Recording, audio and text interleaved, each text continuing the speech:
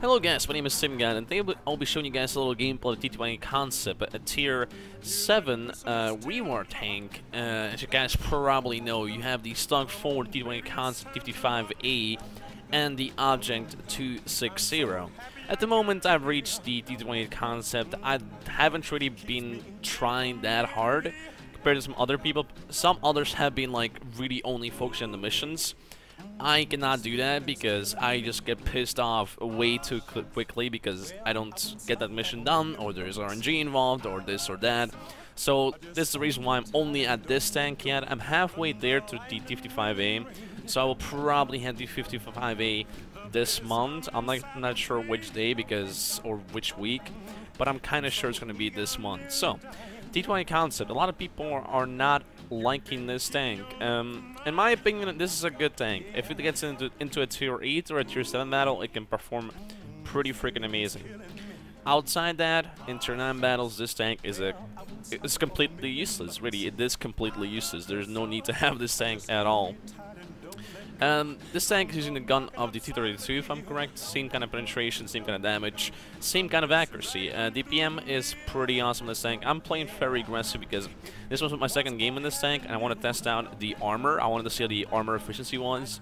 That's why I'm playing so damn aggressive. And I would not advise you guys to play this aggressive with this tank if you do ever manage to get it.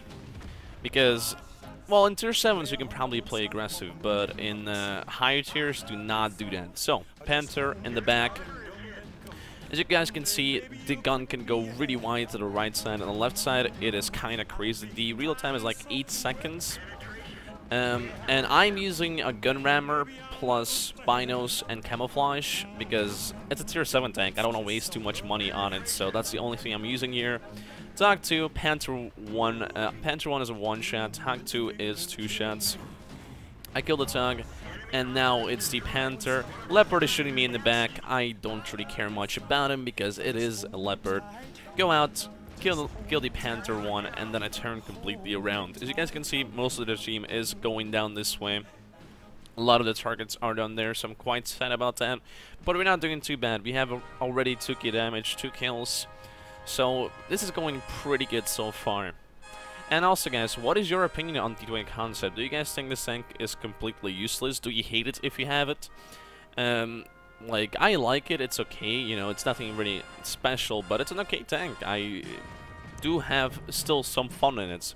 Missed that shot on the Nashorn, then fully aim my shot. And again, this tank does not have that good accuracy, so long distant shots will not always hit the target because the accuracy, it is pretty shit.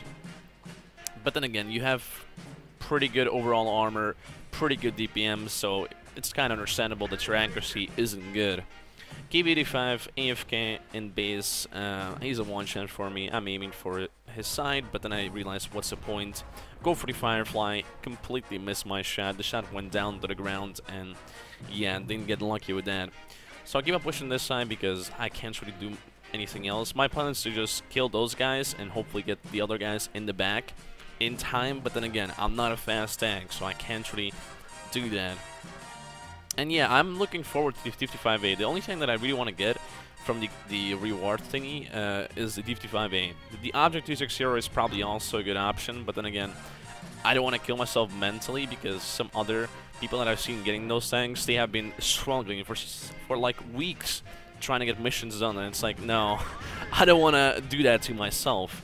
So I keep on pushing this way. As you guys can see, the armor is holding up pretty damn good, and I'm just playing it very aggressive because the main reason of this battle was to see how good the armor was. So I shoot the Firefly in the side, it goes straight to his turret, so I bounce that completely. Really unlucky, but cannot do much about that. I go up, back, forward, and I am playing pretty bad against this T25 /2 in this Firefly. I missed the shot, goes into the ground, and now I need to completely fall back. And as you guys can see, most of the pens happen on pretty much the weak spots. One of the weak spots is the lower plate. Some people bounce me, but usually I get pinned there pretty easy, and also the little gun points, I guess. I'm not sure how you would call them. You know, the machine guns, where the machine guns are coming out. Those are also pretty good weak spots where you can pen this tank pretty easy. But in my opinion, this tank looks very futuristic, and I really like that about tanks. Just look at the AMX30B, the new Tier 10 French medium tank coming out soon. Look at that. Have you seen the gun of it? That looks so futuristic. I love it. Like, I love tanks that don't look like tanks. Like this one, for example. This tank does not look like a tank, but it still is a tank. It is just completely different to what I'm used to. T28/1 is attacking me. He misses his shot. I put a nice shot into his frontal plate, do 370 damage against him. I already have 4k damage. We are not doing too bad, and yeah, as you guys can see from my test, I can say the armor can hold up pretty efficiently in Tier 7 battles. In Tier 6 battles, for sure, but in Tier 7 battles, it can hold up pretty efficiently, especially if you play aggressive enough and you wiggle enough with your tank. I guess that will probably change, because when people will get used to this tank, people will know the weak spots, so they will already start pre-aiming, but at the moment that is not happening yet, so the armor is still holding up. In the future that would probably change. Just look at the Super Pershing. The same thing happened to the Super Pershing. It wasn't a P tank because people did not know where to shoot it at. After they actually understood where to shoot it at, the tank became completely useless. And yeah, here I get too cocky, I show my lower plate, and I get killed by the T28/1. But nevertheless, it was a really good battle. 5k damage, 4 kills. I really did enjoy this battle. I played very aggressive, and it worked out for me, at least until the end. But it was a really good game, and I really enjoyed it. So yeah, let's take a look at the after battle reports. So here's the after battle report. You can see I got East Tanker, Fire for Effect, Fighter, Arsonist, Duelist, Bruiser, Cool-Headed, and High Caliber. A pretty awesome second game in this tank. 1.7k basic speed, did 5k damage, bounced 3k. It does show you off how good this tank can be at its own tier.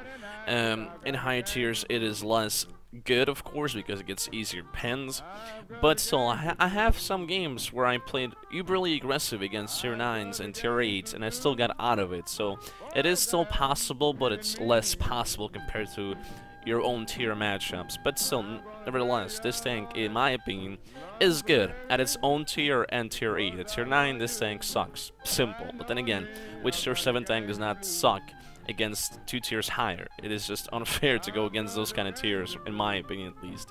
But yeah, it was a good game. I enjoyed it. I'm actually happy I got this tank. It's not the best tank out there, but it's it's not bad at all. So you can at least, in my opinion, look forward to this tank if you are doing the missions.